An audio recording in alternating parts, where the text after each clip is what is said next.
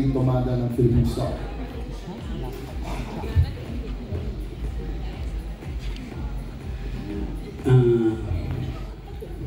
Nakapag-warm up naman ako dati ni Derek Lester sa Lalo na Sangre. Diba, nakasubok na ng konting action doon. And yeah, siyempre it's very different. Pero iba rin to. Ito kasing action talagang magsimula yung araw mo, adrenaline rush na yun hanggang gabi. So, pagkadating mo sa hotel mo, very fulfilling din. Diba? Kasi yung mga stunts din na hindi matadali. Pero pag nagawa namin yun, it's very fulfilling. So yeah, it's very different. Siyempre, kahit pa paano, it's still very new for me. Pero, saya. Matagal-tagal ko rin gagawin ito. That's pretty good answer. Kasi ngayon, nakikita din yung versatility. I remember working with Daniel in Lalo na Sangre. But this one, Incognito, is a different level. So, good job, good job.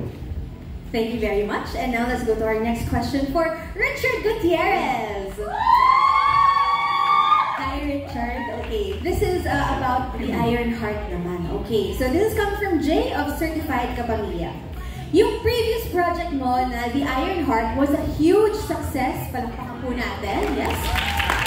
So the question is, may pressure ka bang nararamdaman na dapat matapatan o mahigitan pa ang naging tagumpay ng The Iron Heart?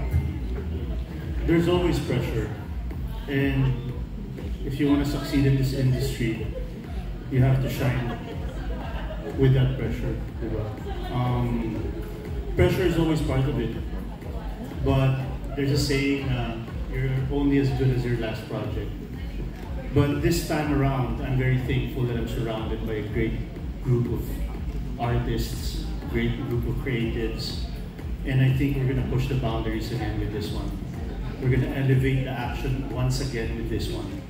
And this time around, ensemble kami. You know, hindi lang ako may pressure, medyo napapasa ko sa kanila yung pressure. Diba? So, nag-dissipate yung pressure, which is actually a better feeling. We're working as a team, and you know, the pressure is as a team. But we enjoy that pressure, and you know, we have no choice but to shine with that pressure. Speaking of pressure, Richard, this one goes out to Daniel Padilla. As someone who comes from a family of action stars, kumusta ang pressure that you're fully embracing action? And that is from Natalie Tomada from Philippine Star.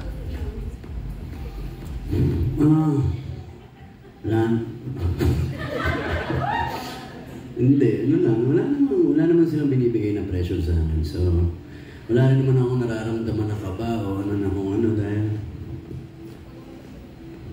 ito alam I'm just doing my best, you know. So, kung anong kalabasan ng that's it, you know. Kung ano man, basta I'm doing my best and I'm proud sa mga nagagawa naming lahat as a group. Sa trailer pa lang, I'm excited. Parang excited na ako pakita sa airpod ko to. Parang panis siya sa akin.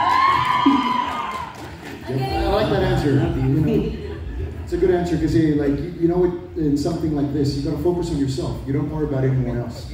So focus on yourself. You are the one and only Daniel Padilla, right? Yeah. Iba-iba naman ang timpla namin, ano. I mean, magaling si Tito Robby, mahusay, syempre, di ba? Ang tatay ko nandun din, ang mga tito ko, pero iba-iba rin kami ng timpla. Tingnan natin kung ano naman ang may offer ko. So, yun lang. Awesome. Good job. Such a humble answer, di ba? Ang nakuha ko dun sa sagot niya, imbes na pressure, may pride. Yung proud siyang, excited siyang ipakita na sa tatay niya, pero imbes na napapressure siya, parang excited siya na ipakita. So that's always good news, at excited na rin tayong lahat mapanood at sinisigaw sila.